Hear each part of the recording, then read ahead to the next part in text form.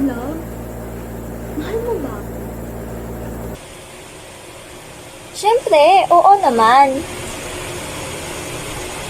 Totoo ba? Jonas? Mahal na mahal mo talaga ako? Aminin mo, aminin mo, aminin mo. Is words of affirmation your love language? Well, then, good news philosophy is not for you. Because in philosophy, there is no assurance. For the major tayo in overthinking. And don't worry, we're just kidding. A pleasant day to everyone. We are Group 7 and today we are your presenters. I am Stacy Reyes and these are my group mates, Shekinah Pinlac and Elizah Umlas. So to start off our report and our philosophy course for this semester, let's take a look on one of the takes of Bertrand Russell on philosophy that will be essential to understand the reading that we will be discussing for today. So, is there any knowledge in the world which is so certain that no reasonable man could doubt it? But first, let us define philosophy. The word philosophy traced its roots from the Greek word philo, which means to love, and sophia, which means wisdom. Hence, we can simply conclude that philosophy means the love of wisdom. And then for a broader understanding, another definition of philosophy is it is the study of the most fundamental and significant aspects of human existence according to Mark in 2022. So, who is Bertrand Russell? Bertrand Arthur William Russell, also known as Bertrand Russell, was a British philosopher, writer, social critic, and logician who is best known for his work in analytic philosophy and mathematical logic. A few of his famous quotes include: "The whole problem with the world is that fools and fanatics are always so certain of themselves, and wiser people so full of doubts." He implies in this quote that our society is composed of so called fools and fanatics that are always so certain about what they believe in. The only difference between these fools and fanatics is that fools are inclined to be in the position of self certainty, they aren't aware that they don't know enough, while fanatics are deaf and blind to other opposing viewpoints. On the other hand, wise people are willing to listen to others' opinions and are aware that they have limited knowledge. Another of his famous quotes is: "Do not fear to be eccentric in opinion, for every opinion now accepted was once eccentric." He means that you should not discourage others or yourself to think outside of the box or from what is commonly accepted in society, because the things we know, say, or do now were said to be weird, uncommon, or unconventional at some point in time. In 1912, Russell wrote The Problems of Philosophy during his Cambridge lectureship. The Value of Philosophy is written in the chapter 15, which is the last chapter of the Problems of Philosophy, wherein Russell acknowledges that due to the inability of philosophy to provide definite answers to the questions one is addressing, many men think that it is pointless to study it. We now move on to the main part of our report. Is philosophy irrelevant? Bertrand Russell thinks it is not. We may take this question as coming from people who greatly rely on the scientific truths and practical beliefs of the masses. These individuals are inclined to perceive philosophy as trivial and have nothing to contribute to life in general. Besides, these philosophical beliefs are not proven in a scientific and empirical sense, something that is considered as unreliable for our society's inquiries and needs. However, Bertrand Russell explains that this ideology was formed from the incorrect lens used by people to view what philosophy strives to achieve. They make a mistake on what the actual goal of philosophy is. So, this leads to the first theme or point of Bertrand Russell on his argument on why philosophy is valuable. So, for our first point, we have: philosophy is a good of the mind, and practical people miss this. The goods that philosophy provides people are not material, but are internal to the self and not external to the self. The practical sciences have goals that benefit people in general, especially those who have no knowledge of these sciences. These produce the practical things we use, such as under the physical science aspect, telephones and electricity. On the other hand, philosophy indirectly affects the people who study it. The benefits may not be tangible or a good of the body, but it gives us the opportunity to broaden our knowledge, being a good of the mind or food for the mind. So, what are practical people? According to Russell, a practical man is one who recognizes only material needs, who realizes that man must have food for the body but is oblivious of the necessity of providing food for the mind. In simpler terms, these practical men are people who ask the questions: what do I get from philosophy? Does philosophy provide me with cash? What tangible good does philosophy provide? And more. Did you ever feel like you wanna be someone else for just one day? Did you ever feel like you wanna see through another pair of eyes? Get in, loser. We're going shopping. We are living in the material world, and I am a material girl.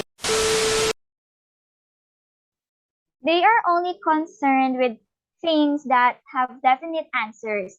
Some even think that science is better than philosophy and it is low enough because unlike science, it gives us definite knowledge. These people only follow their desires. They do not stop and ponder or reflect as they see it as a waste of time. Instead, they just do what they think is right and comfortable for them. Practical people say that the sciences are greater than philosophy and doubt the latter's relevance because of its utility. This problem is a result of a misconception on what philosophy's utility is meant to be. However, the practical sciences, such as astronomy and psychology, came from philosophy and were only separated because they were given definite knowledge. A practical man may think that philosophy is low because it doesn't provide answers. But philosophy is successful because all of these sciences actually started from it. Moreover, Russell stated that even if all men are well off, which means having poverty, diseases, and other social issues and controversies reduced to their lowest point, there would still be improvements needed to be implemented to produce a valuable society. Hence, philosophy can be labeled as important as other practical sciences. This is why the focus of philosophy is not necessarily on giving answers to questions, which a practical man would seek for, but rather focuses on the importance of questions that lead us to dig deeper for knowledge. The second point of Russell's argument is that philosophy is valuable not for its products, but for its effects on the people who study it. It is a matter of self-cultivation, not a matter of production. The value of philosophy is its uncertainty or lack of clarity because it considers more possibilities. Asking questions is where its value lies because the more we ask questions, the more we are exposed to broader knowledge, which leads us to Russell's point of view. According to him, openness to a wider spectrum of possibilities and to go beyond the boundaries of ourselves to knowledge is the primary value of philosophy. Philosophy is not mainly valuable because it helps us get ahead in life, but it is valuable for people's character development. Lastly, philosophy opens and frees the mind through philosophical contemplation. So, what are these positive effects? What are some of these goods of mind that philosophy can give us? This is where philosophical contemplation enters. So, first, what is philosophic contemplation? Philosophic contemplation is adapting with what we find about the world instead of forcing the world to fit in our desire. We learn to adapt to the world in a deeper sense which frees us from prejudice, narrow and personal aims. Next is, what are instinctive men? An instinctive man acts solely for his private interests without including the outside world, while philosophy contemplates speculative interests, a contemplative thinking about the universe, the world, and truth. Russell implies that these instinctive men are fettered to their instinctive chains, to their personal circle of friends, family, and other people, unless the outer world interferes or may be an advantage to them. Moreover, these people are confined to their petty imprisoning desires and are always feverish on how to get more and how to maintain the things they have. It is a continuous strife of desire and will. So Charles Sanders Peirce, a pragmatist philosopher, believes that doubt and uncertainty are anxiety producing states. This can explain why many people are prone to suffer from what we call the security blanket paradox, because clinging to familiarity gives us a sense of safety, as the quote, ignorance is a bliss implies. This Snoopy comic is one of the examples on how this security blanket paradox works. So, in philosophic contemplation, people seek knowledge for the sake of knowing it, not in order to achieve any sort of advantage for ourselves. It's about engaging with the world around us in a humble way. Russell also says that when the self meets the not self, and when I and my ego encounter the reality of the world around me, if we are being philosophical, we will realize that it is us who must change. It is us who must change our beliefs and our values and our opinions to match the demands of that the objective world places around upon us. We must adapt our knowledge and beliefs to match what we find in reality. Hence, arrogant dogmatism is rejected because it limits the broadening of knowledge and causes prejudices. This explains that the enlargement of the self is best attained when we expose ourselves to unfamiliarity and expand our knowledge. If we do this, we achieve a kind of unity with the world. Russell also pointed out that self assertion hinders us from understanding the world, which is greater than ourselves, and that true philosophic contemplation starts from the not self or the world where wisdom is consistently growing.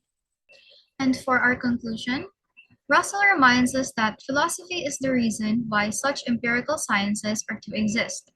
It is because of the curiosity and uncertainty that brought greater knowledge for people to provide possibilities, thus ceasing these subjects to be referred to as philosophy.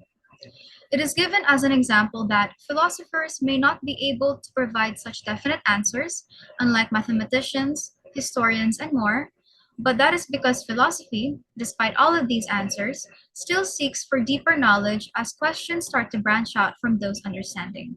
An instinctive or practical man would settle for his personal interests or concern, thinking that what benefits him should only be the knowledge that is valuable. However, philosophy teaches us to avoid that self assertion and apply what the world gives us through deeply understanding it, which develops us as an individual, like self cultivation or self development. While philosophy offers few definitive and conclusive answers to the difficult questions it attempts to answer, it is in the uncertainty that we find its benefits. According to Russell, philosophy's primary value is that it frees people from the constraints of naively held beliefs and allows them to explore a liberating range of novel alternatives to explore. The value of philosophy and its benefits is in the realization of how little we know and how complicated, how complex, and how mysterious the universe actually is. The only true wisdom is in knowing that you know nothing. This quote of Socrates as an example for this idea proves philosophy is a continuous seek of knowledge where we know in ourselves that we still have a lot of things to know by understanding the world deeply and not just for personal aims. The world is still bigger than us, so is the knowledge that can be taken if we become more aware of these new possibilities. I honestly believe, and from what I have learned before, that philosophy helps us get closer to that full truth. All of this knowledge is just a part of it. That's why this practice teaches us to dig deeper, to ask more, and to seek for more. And of course, we believe that ang tunay na pogi ay hindi lang nakikita sa physical kundi sa mental na kakayahan. Kaya we say ang pogi ni Bertrand and at ni Sir Ian. Yes. So for our references, here is our list. You might want to check them out.